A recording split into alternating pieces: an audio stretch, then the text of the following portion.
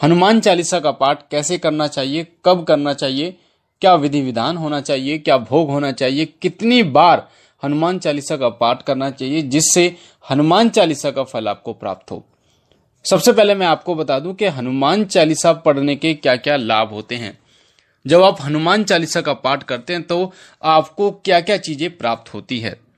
देखिए, जब आप हनुमान चालीसा का पाठ शुरू करते हैं, जैसे मैं आपको आगे बताऊंगा, तो उस पाठ को करने के बाद आपके घर में जितने भी भूत प्रेत की बाधाएं होती हैं, वो सभी बाधाएं धीरे धीरे प्रभावहीन होनी शुरू हो जाती हैं। प्रभावहीन का मतलब होता है कि उनमें जो शक्ति थी, जिस शक्ति से वो अपना प्रभाव दिखा रहे थे, नकारात्मक प्रभाव वो आपके ऊपर, आपके घर के ऊपर दिखा रहे थे, वो प्रभाव धीरे धीरे वो शून्य होना शुरू हो जाता है। और एक ऐसा समय भी आता है जब वो नकारात्मक शक्ति पूर्ण रूप से शक्तिहीन हो जाती है, यानी कि वो आपका किसी भी प्रकार से नुकसान नहीं कर पाती और फिर वो नष्ट हो जाती है। तो ये पहला फायदा होता है हनुमान चालीसा का निरंतर पाठ करने से, जो कि मैं आपको आगे बताऊंगा किस तरीके से। दूसरा फायदा ये होता है हनुमान चालीसा का पाठ उस समय बहुत बड़ा वरदान साबित होता है जब आपके तमाम रास्ते बंद हो जाते हैं, जब आपको कुछ दिखाई नहीं देता, जब आपके सारे रास्ते बंद हो जाते हैं, जब आप निराश हो जाते हैं, जब आपको ऐसा लगता है कि अब तो कुछ करने के लिए बचा ही नहीं है, काम धंधे बंद हो गए हैं, या लड़ाई झगड़ा इतना बढ़ चुका है, या घर में इतना कलह होने लगा, या बीमारियां घर से नहीं जा रही हैं, तो उस समय एक नया रास्ता वो खोलते हैं हनुमान चालीसा। यानी हनुमान चालीसा का पाठ जो है वो एक नई आशा की किरण आपके जीवन में लेके आता है। साथ ही हनुमान चालीसा पाठ करने से आपके पितृ भी प्रसन्न होते हैं। ये चीजें आप ध्यान दीजिए। अगर पितृ दोष आपके घर में है और हनुमान चालीसा का पाठ आप कर रहे हैं, जो विधि मैं आपको बताऊंगा, तो आपके पितृ भी आपसे प्रसन्न होते हैं, आपके घर में सुख शांति होती है। साथ साथ में उनका पितृ दोष जो है वो धीरे धीरे वो भी समाप्त होना शुरू हो जाता है। अगला फायदा होता है हनुमान चालीसा के, हनुमान चालीसा जब आप पाठ करना शुरू कर देते तो हनुमान जी महाराज आपको स्वप्न के माध्यम से दर्शन देना शुरू कर देते हैं। कई बार आपको ऐसा लगेगा सिंदूरी मूर्ति आपको दिख रही है, कई बार आपको ऐसा स्वप्न के माध्यम से दिखेगा जैसे आप मूर्ति पर चोला चढ़ा रहे हैं, कई बार आपको ऐसा लगेगा कि आप भंडारा कर रहे हैं, कई बार आप हनुमान चालीसा पाठ कर रहे हैं, हनुमान जी की मूर्ति के सामने आपको ऐसा स्वप्न के माध्यम से दिखेगा। अगला क्या फायदा होता है हनुमान चालीसा पढ़ने से? हनुमान चालीसा जब आप निरंतर पाठ करते हैं तो अध्यात्म मार्ग की तरफ आपका रुझान जो है वो बढ़ जाता है। हनुमान जी की असीम कृपा, साथ ही भगवान श्री राम की असीम कृपा के कारण अध्यात्म मार्ग में आप धीरे धीरे आप चलते चले जाते हैं और आपको एक सीढ़ी बनती चली जाती है जिससे आप एक सही रास्ते पर पहुंच पाते हैं। तो हनुमान चालीसा के जो प्रभाव हैं, जो फायदे हैं, वो अनगिनत हैं। तो अब मैं आपको बता देता हूं हनुमान चालीसा का पाठ जो है आपको कैसे करना है, क्या विधि है, क्या विधान है। एक बात आपको मैं बता दूं कि बिना नियमों का पालन किए, बिना नियमों का पालन किए अगर आप किसी भी साधना करते हैं, कोई पाठ करते हैं, तो वो आपको फलदायी नहीं होता। जैसे उदाहरण के रूप में जब आप किसी देवता की स्थापना करते हैं, जब आप किसी की चालीसा का पाठ करते हैं, जब आप किसी की चालीसा, सुंदरकांड या फिर मंत्र का जाप करते हैं, तो उसका मतलब होता है उस देवता का आप आवाहन कर रहे हैं। आवाहन मतलब वो देवता, उस देवता को आप एक तरीके से न्योता दे रहे हैं, बुलावा दे रहे हैं। तो वो देवता जो है जब आपके घर में प्रवेश करने के लिए आता है तो आप वो चीजें देखता है कि आपके नियम जो है वो होने चाहिए। यानी कि जैसे हनुमान जी महाराज जब आपके घर में आएंगे तो नकारात्मक शक्तियों को हटा देंगे, पर आपके घर में तामसिक चीजों का प्रयोग उस समय होना ही नहीं चाहिए।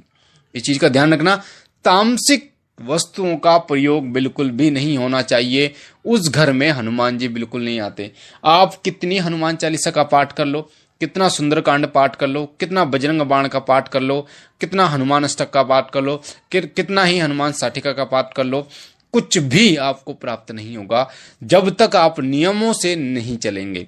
तो पहला नियम होता है तामसिक चीजों का पूर्ण रूप से आपको परहेज करना होगा, तब जाके, क्योंकि हनुमान जी की सेवा आप कर रहे हैं तो उन्हीं के कदमों पर चलकर आपको उनकी सेवा प्राप्त होगी और श्री राम की कृपा भी आपको प्राप्त होगी।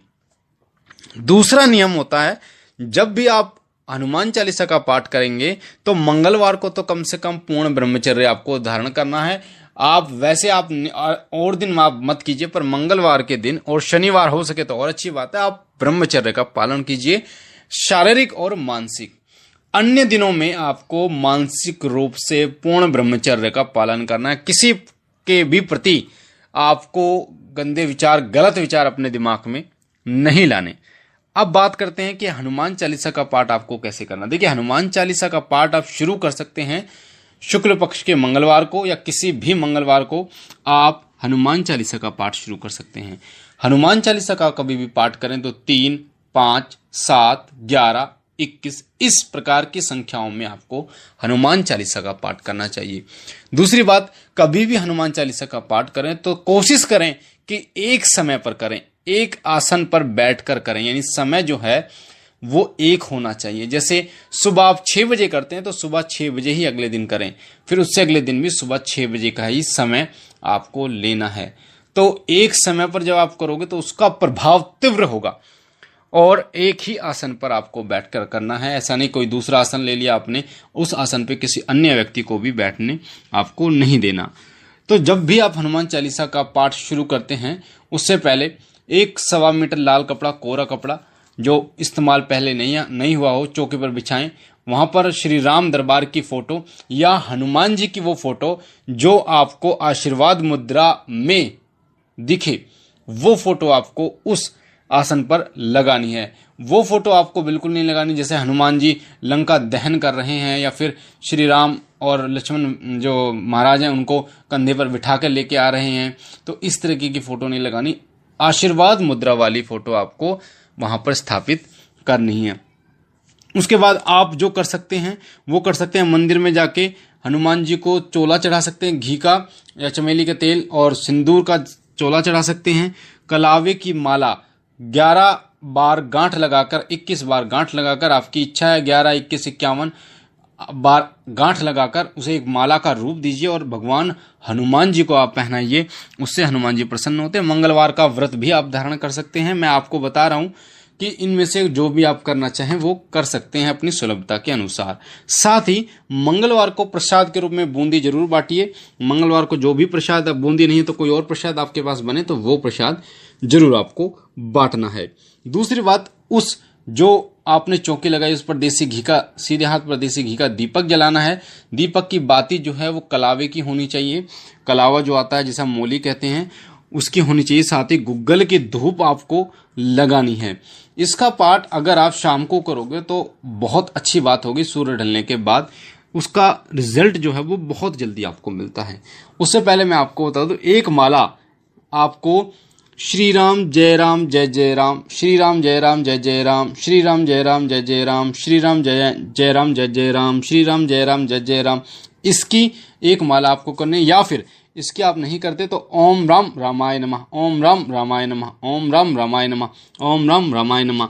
भगवान श्री राम से आपको प्रार्थना करने के, हे प्रभु श्री राम महाराज जी महाराज, हे भगवान श्री राम, जैसे तुलसीदास जी पर आप प्रसन्न हुए, आप जैसे तुलसीदास जी ने आपकी भक्ति की और हनुमान जी प्रसन्न हुए, उसी प्रकार मेरी भक्ति से आप प्रसन्न हो और हनुमान जी महाराज प्रसन्न हो और मेरे इस कार्य को पूर्ण करें। जो भी बाधा है आपके घर में, दिक्कतें हैं, उनको आप बोलिए।